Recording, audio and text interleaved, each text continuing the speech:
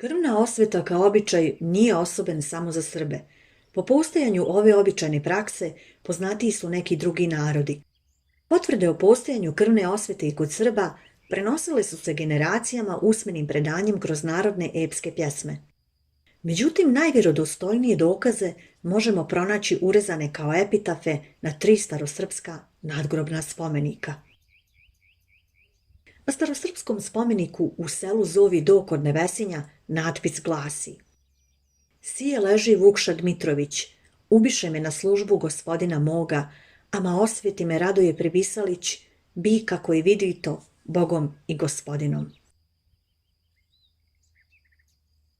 Na spomeniku u selu Ričica kod Kaknja sačuvan je sljedeći natpis: Va ime Božije, ase leži Radovan Pribilović, na svojoj zemlji na plemenitoj, bijeh s brata mi iskoše i učiniše vrh mene krvne zajmitu, neka vijeko je moj mili. Natpis istočne strane na spomeniku u Piperima na Majevici je sljedeći: Se leži Pribisav Milošević, dobri brat među rodom, bil i ubi ga Cijep i Hrnković i Plati.